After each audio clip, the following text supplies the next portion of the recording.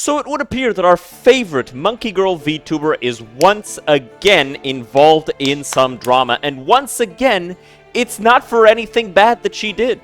So, we see here that because June is Men's Mental Health Month, Banana Juju has decided to make a post where she basically does a little call out to all of the men in her community, saying that she supports them and to keep an eye on their mental health. So, let's read this, and we are going to look for all of the microaggressions and misogyny that she is accused of having put in this message. So, let's read this.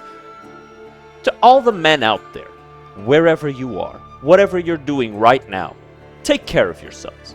You guys do not have the same outlets or support like other groups for your problems, and to this day, society still has to do a lot of work when it comes to this. Statistics paint a clear picture here. You guys are taking the constant hits while staying quiet. So grab your loved one or a friend and tell them what you have on your mind or what kind of problems you might go through. There's nothing weak about that, and it takes the load off your shoulders. I always have to remind my hubby about that. I'm thinking of all you hard workers, family men, strong supporters for our female craziness and backbones of society. Take care, I am thinking of you, and I love you guys. Now, obviously this is just a very positive post, and there's nothing wrong with this.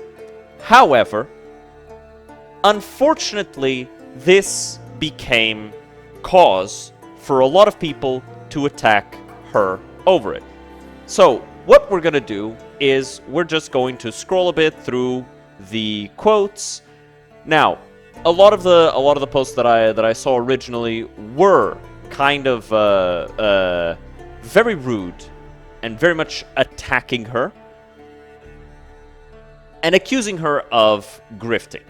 Now, why is this such a common accusation? Because for the past few years, and in fact since always, it's kind of a generalized sentiment that men don't really have to worry about their mental health, which is just not true. If it were true, well, the statistics wouldn't show what they show, which is that it's men who have the mental health crisis. Not just in the US, but honestly, everywhere in the civilized world. It's all about what men can give to others. It's never about what men can do for themselves or what others can do for men. And anytime that you try to talk about this in social media or even in public, people look at you weirdly because it's seen as taboo to talk about this. And this doesn't just extend to mental health. I also want to talk about this. The minimalization of the sexualization of men, and how posts like this that, you know, very much do not show the work that a body like this takes. Because, unlike what this person says, this is not in fact a dad bod.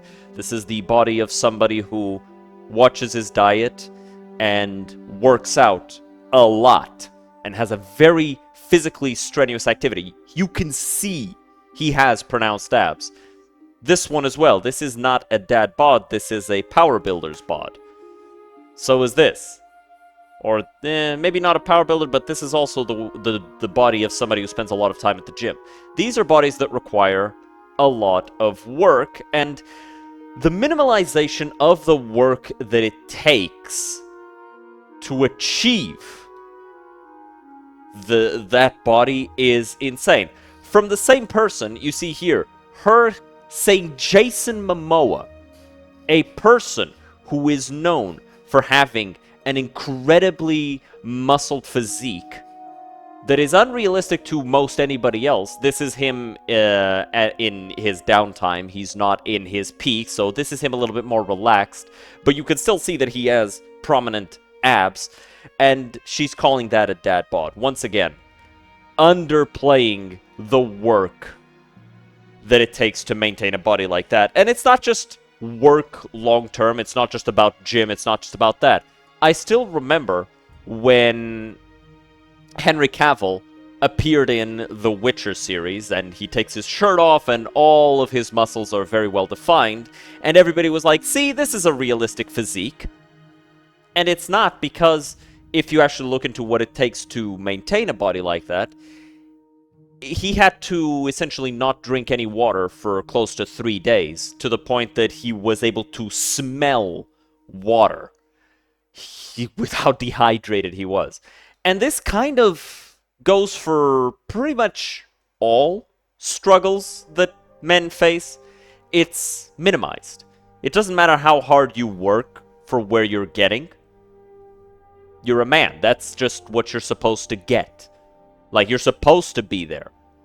You look at, nowadays especially, you look at a man in a position of power, and it's like, of course he's there. He's a man. That's, of course. You see a man with an incredibly toned physique that he's worked on for years, maybe decades of his life, and it's a dad bod. That's just what you get normally when you're a dad, right? Like, with just, you know, that's a relaxed man who doesn't work out that much. He's fine. That's just the way he looks, and it's not true. Just because a guy isn't actively putting his mental health out there, that doesn't mean that he is okay. Just because he's not letting you know of every struggle that he's going through, that doesn't mean that there is no such struggle. Just because guys keep all of this stuff to ourselves, because throughout our lives we are told, hey, keep that shit to yourself, nobody wants to hear you talk about that, does not actually mean, that was me, not you, does not actually mean that that's true. It doesn't mean that there's nothing there. In fact, a lot of the times, the quieter guys are, the more they have to talk about. So keep an eye on your friends. Don't let people online convince them that they are mentally unfit to receive health. Because that's all this is.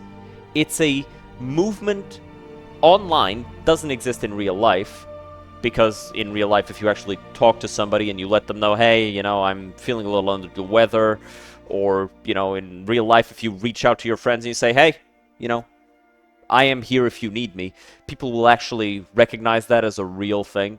But online, for whatever reason, especially if you're a girl, especially if you're a VTuber, especially if you're any of these things, for whatever reason, if you show support to the men that make up 90 to 99% of your community, it's seen as a grift. It's seen as a lie. It's seen as manipulation.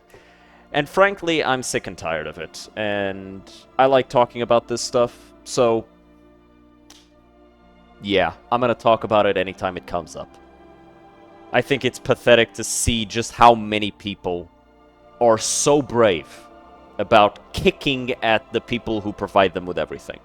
Because 99% of the people kicking at these people are unemployed dipshits who really don't have an achievement to their name. And I'm sick and tired of letting them be the ones to define the narrative.